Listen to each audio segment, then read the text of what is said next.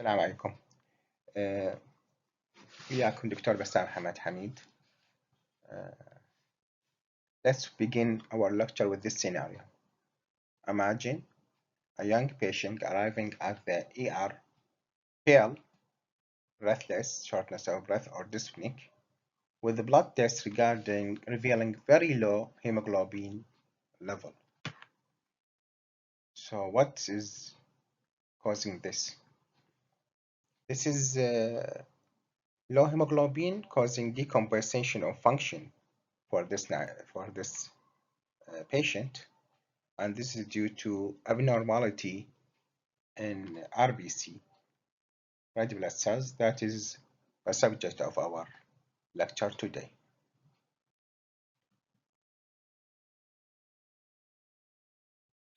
Today we will talk about erythropoiesis and general aspects of anemia. Lecture objectives. At the end of this lecture, students should be able to define anemia, classify anemia according to RBC indices, list important tests for anemia diagnosis, and list common clinical presentation of anemic patient. This slide will talk about hematopoiesis. Hematopoiesis is the process of blood cell formation. In the bone marrow, there is what is called pluripotent stem cells, the mother of all blood cells. This is called pluripotent stem cells that has two potential, self-renewal and differentiation. This pluripotent stem cells will differentiate into two progenitor cells, either megakaryocyte erythroid progenitors, which will further differentiate into megakaryocyte progenitor, which will produce ultimately platelet, and erythrocyte burst forming unit that will form erythroblasts, and erythroblasts will ultimately lead to the formation of red blood cells. The other progenitor cells is lymphoid myeloid progenitors. This progenitor cells responsible for the formation of lymphoid cells in all types of lymphoid cells, B lymphocyte, T lymphocyte, and natural killer cells, and myeloid cells. Myeloid cells in turn will form monocyte progenitor that will form ultimately a monocyte, and granulocyte progenitors will form basophil and mast cells in the tissue, eosinophil progenitor, and neutrophil, leading to the formation of what is called granulocyte in the peripheral blood. So hematopoiesis, the process of formation of blood cells, occurs in the bone marrow by effect of differentiation and self-renewal of pluripotent stem cells. These are the blood cells that we will deal in these sections. We have red blood cells, half-life about 120 days, and the major function is transport of oxygen. Platelet, major function is hemostasis, as we mentioned in previous sessions. Phagocytic cells, these include neutrophil, monocyte, eosinophil, basophil. These cells mainly have role in the immune defense mechanisms. Also, we have lymphocyte, B and T lymphocytes. B responsible for the humoral immunity, antibody production, and T responsible for cell-mediated immunity. Natural killer cells, also a modified form of T cells, and it is important in the protection against viruses and tumor cells. This is a picture of blood film showing the RBC. These are RBC. Look for RBC, it's circular, about the size of the nucleus of lymphocyte. This is a lymphocyte. Small cells, large nucleus, small amount of cytoplasm, nucleus as you see clumped. This is lymphocyte. This is a neutrophil with a bilobed nuclei, and these are normal RBC. You see in the RBC there is a central pallor because it is biconcave cells, and they are about the size of the nucleus of a lymphocyte. These are the white blood cells that are present in the peripheral blood. This is monocyte, largest cells in the peripheral blood, large cells, plenty of cytoplasm, a nucleus kidney-shaped or convoluted. This is a lymphocyte, smaller in size, larger nucleus, high nuclear cytoplasmic ratio. This is a neutrophil. Neutrophil, it is called neutrophil because the cytoplasm is neutrophilic. No color. Nucleus, 3 lobes usually, granular cytoplasm. This is eosinophil, characterized by eosinophilic granules, pinkish granules, bilobed nucleus, and this is basophil, basophilic granules, and circular or slightly convoluted nucleus. This is also neutrophil, or it's called band. These small fragments are platelet. This picture shows the platelet, small fragment, about the fifth size of RBC, or they are important. These are the cellular component of the blood.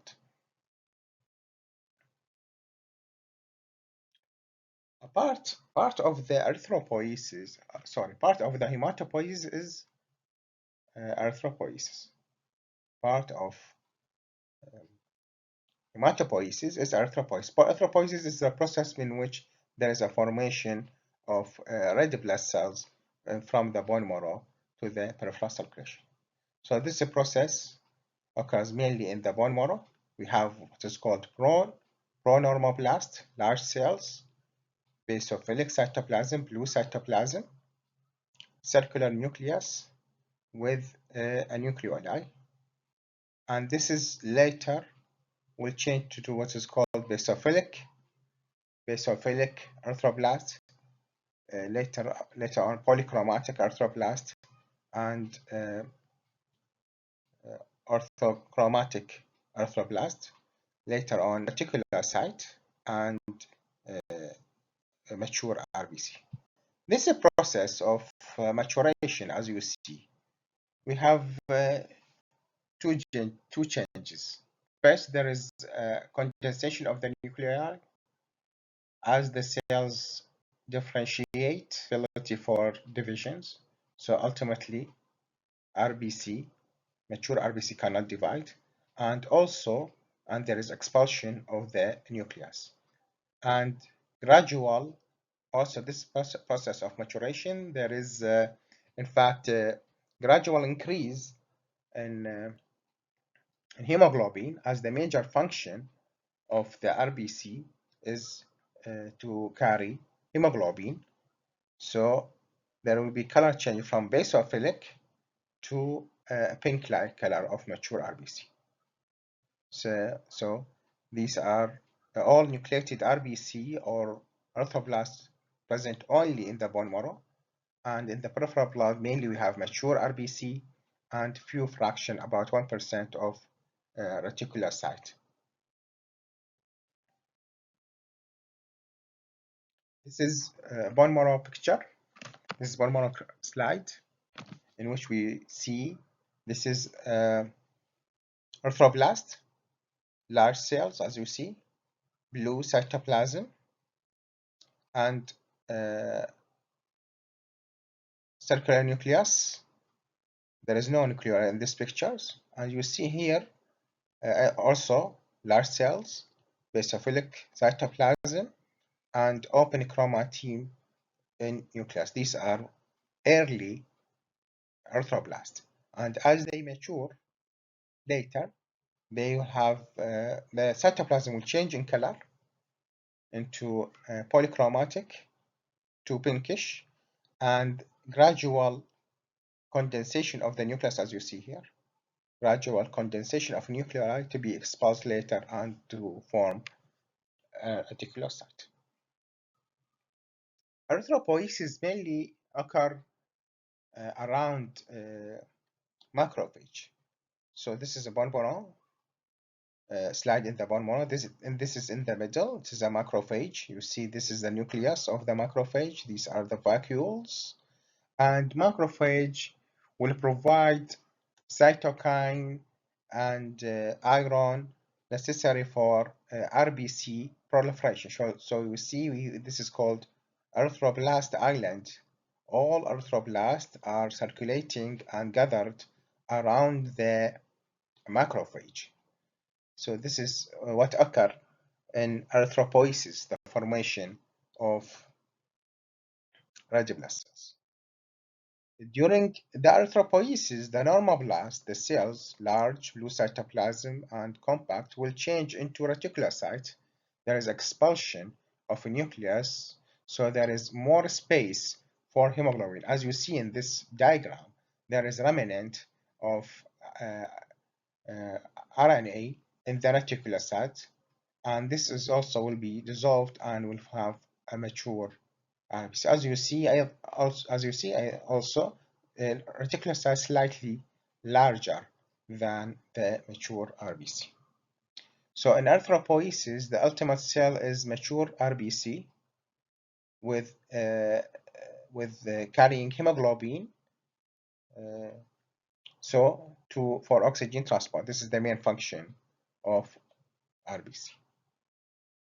Putting in mind that the erythropoiesis is controlled by a hormone secreted from the kidney. This is called erythropoietin. So erythropoietin secreted from the kidney will act on erythroblast in the bone marrow.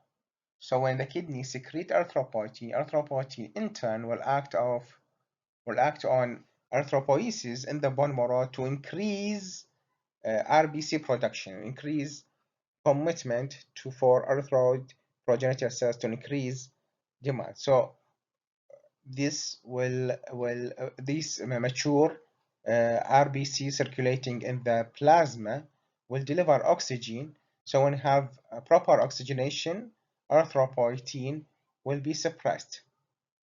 When there is hypoxia because of reduced number of RBC, or when there is patient have respiratory or cardiac disease, or there is poor perfusion for tissue, or patient living in high altitude, this hypoxia will induce the kidney to secrete more and more erythropoietin, and this will positively act on bone marrow erythropoiesis to increase RBC formation. So when there is a hypoxia or anemia, RBC production will be increased if we have intact erythropoietin.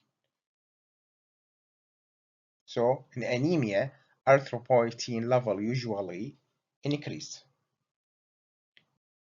Next things we should know is about the hemoglobin that is present within the RBC. Adult hemoglobin usually of three types in adult. Hemoglobin A, which is composed of 2 alpha chains and 2 beta, as you see from the name, heme and globin. Heme contain protoporphyrin and iron molecule, and combined to globin chains, they are 4 chains, 2 alpha and 2 beta, forming what is called hemoglobin A. Hemoglobin A about 96 to 99% of total hemoglobin. Hemoglobin F, small fraction, 0.5, about 0.5, 2 alpha chains and 2 gamma chains, and hemoglobin A2, more than hemoglobin F, 1.5 to 3.2. Remembering the major function of hemoglobin is oxygen transport. Red blood cells have certain characteristics. This is, as you see, this is electron microscope picture of red blood cells. As you see, red blood cells have a biconcave shape. So it's not circular. or oval, usually normal, red blood cells biconcave. This biconcave is very important for red blood cell flexibility. Red blood cells diameter is usually 7 to 8 micron, while smaller blood vessels may reach up to 3.5 microns. So RBC need to squeeze itself through the small microcirculation, and this biconcave shape help RBC for this amoebic movement. Red blood cells also carries hemoglobin, and this is important for oxygen. Red blood cells have a metabolic system that will produce ATP necessary for red blood cell survival about 120 days and produce a reducing agent called NADH. This is a reducing agent when patients suffer for oxidative stress like infection. RBC protects itself by NADH production. Also, red blood cells have a specific membrane that control osmotic pressure intracellular and extracellular. These will come to it after we explain different types of anemia. So, anemia can be defined as reduced hemoglobin concentration in the blood that is normal for age and sex, because we have variation in hemoglobin level according to age, and also we have a variation in hemoglobin level according to sex. Typical value will be less than 135 gram per liter in adult males and less than 110 gram per liter in adult females.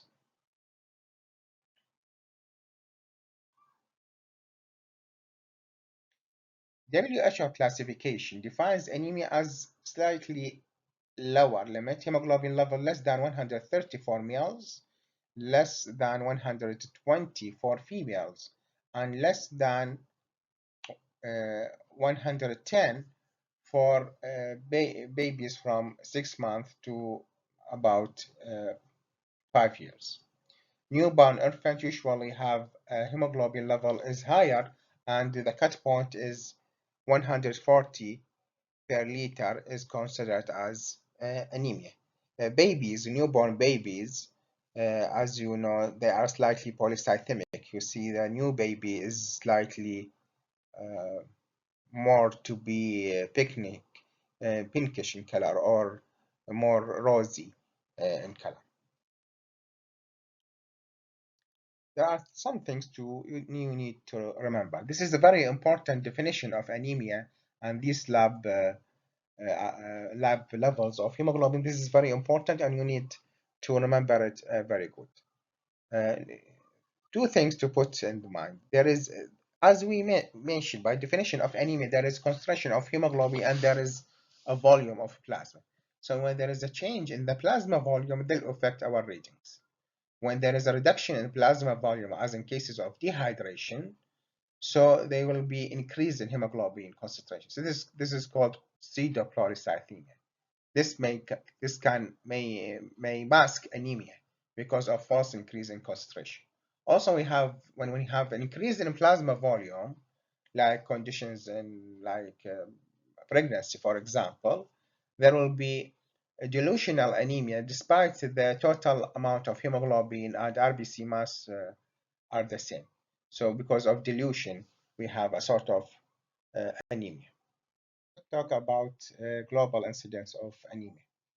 About 33% of the global population can suffer from anemia. So it is very common disease. And because it is common, this is very, very important subject to master and to read about.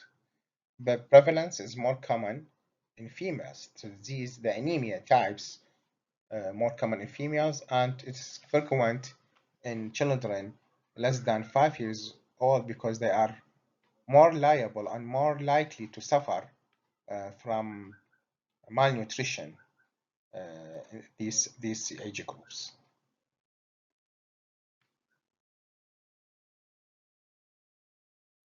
These are the normal values of hematological parameters. Um, I need you to try to memorize it. Sometimes in the exam, we may not give you the normal values, so you should know about hemoglobin, red blood cells count, PCV, hematocrit. This is measures the hemoglobin concentration, mean cell volume, the mean size of the red blood cells, mean cell hemoglobin, the mean concentration of hemoglobin within the cells, reticulocyte count. White blood cells should know the total and the differential white blood cells, neutrophil, lymphocyte, monocyte, eosinophil, basophil, platelet count. And there is biochemical test important in hematology, total iron binding capacity. These you cannot memorize, but hematology, other hematology, I would like you to try to memorizing it. Serum ferritin, serum vitamin D, and these are found. So, what will occur in anemia? When there is a reduction in the hemoglobin concentration in the circulation, this will lead to tissue hypoxia. Body will deal with this tissue hypoxia in many different ways. First, in the bone marrow, hypoxia will cause increased production and erythropoietin, and as we mentioned, erythropoietin will stimulate the bone marrow for more RBC formation. In the circulation, there will be increase in heart rate and cardiac output, and dilatation of blood vessels. The aim is to deliver more blood for the tissue. So more blood coming to the tissue, more hemoglobin and more oxygen to the tissue to refresh tissue and decrease the effect of hypoxia. Also, there is a biochemical change, increase in the 2,3-diphosphoglyceride. We will talk about it later. This increase, this molecule will lead to decreased oxygen affinity in peripheral circulation. What is oxygen affinity?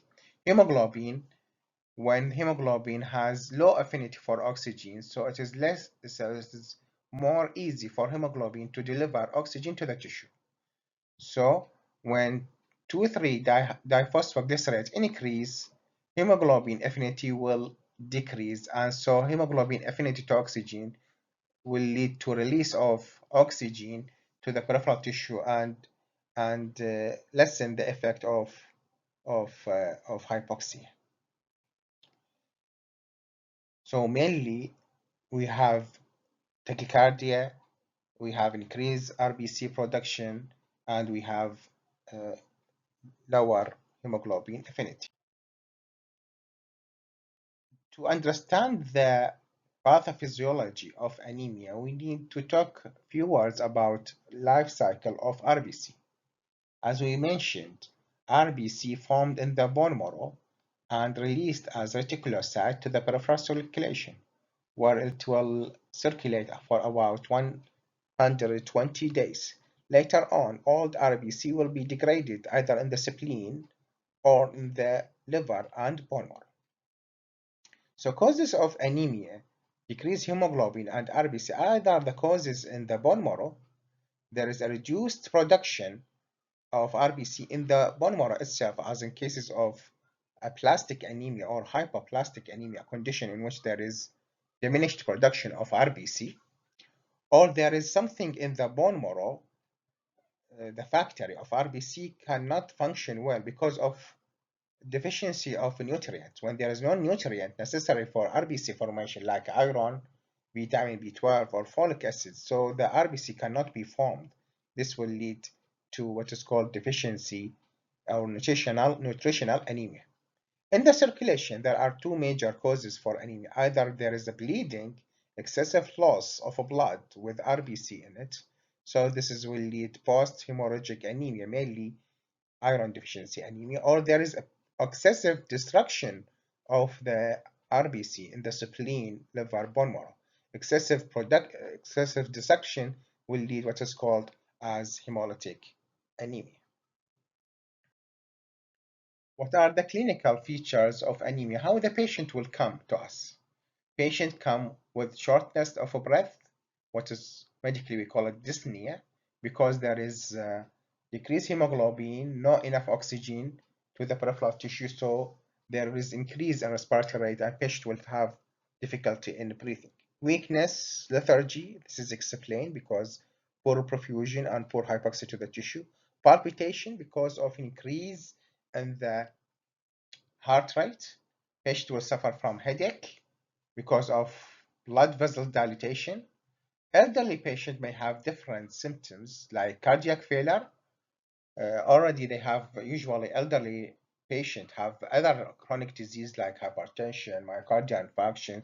So will have cardiac failure because of anemia, angina pectoris, uh, a sort of chest pain due to anemia, intermittent claudication. Patient cannot walk for long distance. He will suffer from leg pain because of poor perfusion, confusion because of effect on the brain, because of also low hemoglobin, low oxygen delivery to the brain.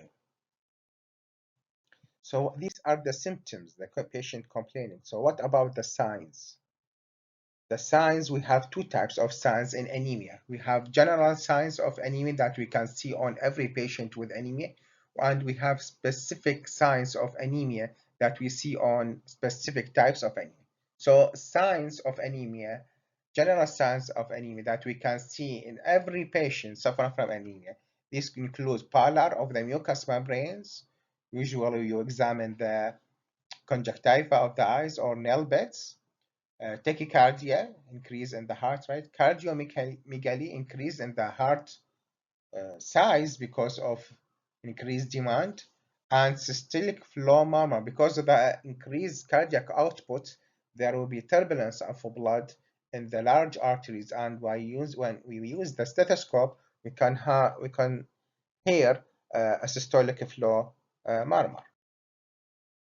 Specific signs, these are related to specific types of anemia. These are signs we not see on every type of anemia. When we see this sign or this sign when mentioned in a case scenario, this point us to a specific direction in the diagnosis of anemia.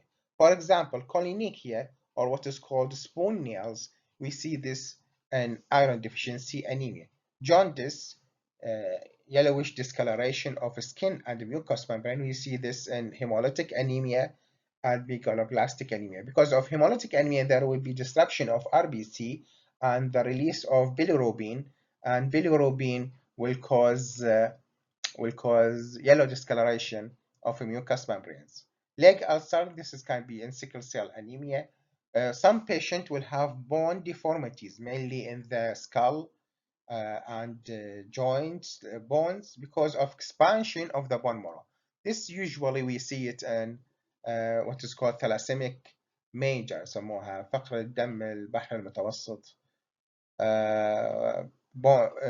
Sometimes there is another symptoms like infection, like bleeding tendency, like bruises. This suggests there is the abnormality not only in the RBC, but also there is abnormality in the white blood cells and in the white blood cells and in the platelets. So this may indicate that the pathology not only affecting the white blood cells only, but other cell components are affected. These two pictures shows signs, as you see here in this left picture. There is a pallor of the mucosa. You see the conjunctiva are paler than usual, and these are pale nail beds. This you see, this is very pale. These are symptoms, the clinical features that is the patient complain. While signs, we see it, we look for it on the patient. So this is pallor in the conjunctiva and in the nail beds. So how we approach a patient with anemia? This is a general scheme. The first test we do is called CBC, complete blood count. Complete blood count is a test, automated test. We take a few drops of blood and put it in the machine called red blood cells counter, and will give us numerical data about the blood, RBC count, RBC size, hemoglobin concentration, mean corpuscular volume, platelet count, white BC count, white BC differential. So CBC will give us numerical data about the status of a blood. We have two things to put in our mind. MCV in the newborn usually is less than normal. So there is a physiological variation in some condition. MCV, mean corpuscular volume, in the newborn usually less than normal, while MCV in normal pregnancy usually is higher than normal. So if the patient is a newborn or if the patient is a pregnant woman, you should consider these physiological changes in the CBC. From CBC, we should look for the MCV, mean corpuscular volume, and we should look for the MCH. Why we should look for this? Because we classify anemia according to these two parameters, MCV, which measure red blood cell volume, and MCH, which measure red blood cells hemoglobin concentration. So according to these two parameters, we can mainly divide anemia according to these two parameters into three types, either microcytic hypochromic or normocytic normochromic or macrocytic anemia. So what this means? Microcytic means the MCV is less than 80, MCH is less than 27. So they are lower than normal. Example for these conditions, the most common, iron deficiency anemia, thalassemia, in which there is abnormal hemoglobin, anemia of chronic disorders, lead poisoning, and sideroblastic anemia. So these are the common causes of microcytic hypochromic anemia. Normochromic normocytic anemia, the second type, which means the MCV and the MCH are normal. So we call it normocytic normochromic. In this category, what are the examples? Most hemolytic anemia, anemia of chronic disorders like tuberculosis, osteomyelitis, malignancy, chronic rheumatoid arthritis, systemic lupus, many chronic disease, after acute blood loss, and renal disease, renal failure, there is no enough erythropoietin production, so we'll have anemia, and the MCV and FCH will be mostly normal. In condition when there is a bone marrow failure, when the bone marrow can't deliver adequate amount of RBC for many causes. Macrocytic anemia, macrocytic, there is MCV usually higher than normal, mostly higher than 95. The most common cause is called megaloblastic anemia, and in megaloblastic anemia we have two major causes, either vitamin B12 deficiency or folate deficiency. So anemia classified according to two parameters, MCV and MCH, into microcytic hypochromic, normochromic normocytic, and macrocytic anemia.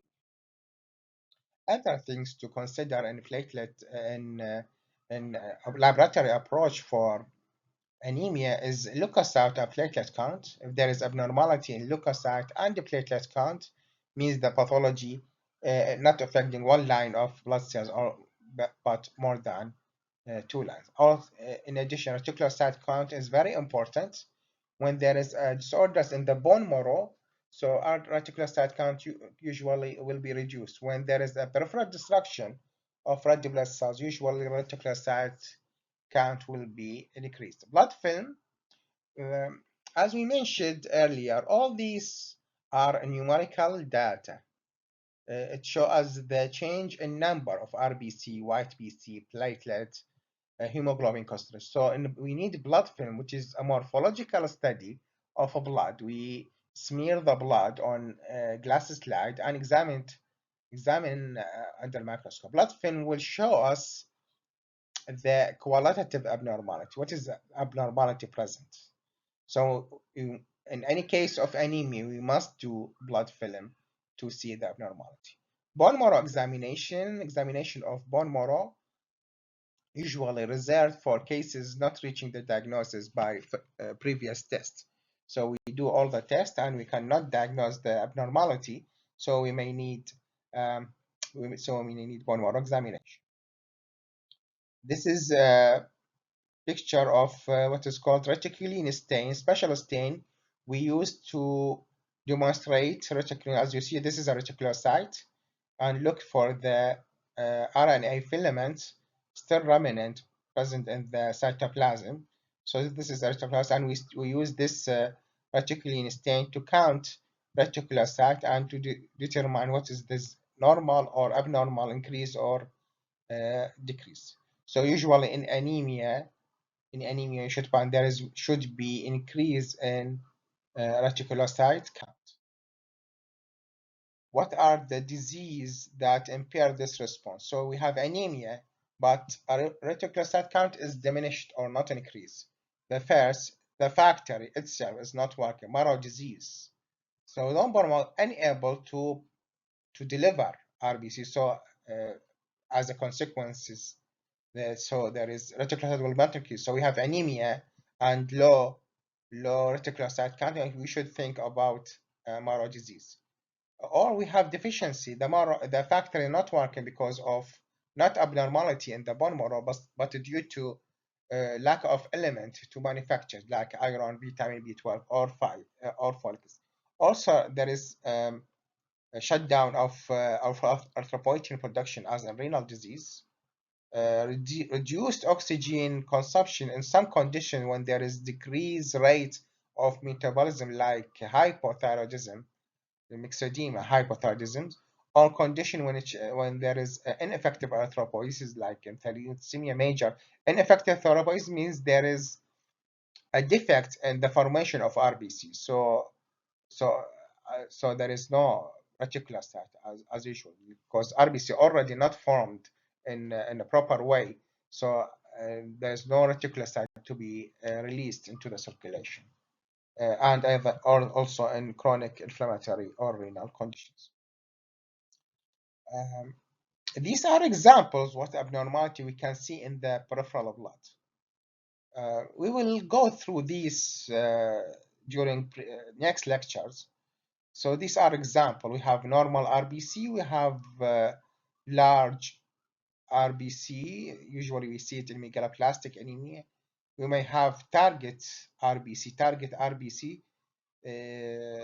like the game target and arrow. So we have target in the RBC. This can be seen in liver disease and in thalassemia patient.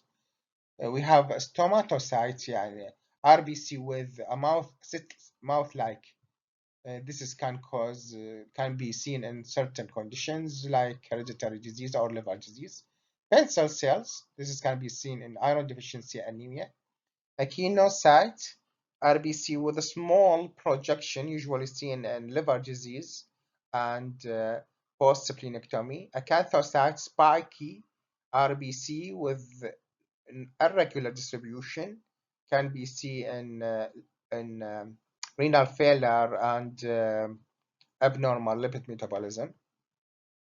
Microspherocyte, small RBC without central pallor. As you see, this is RBC without central pallor.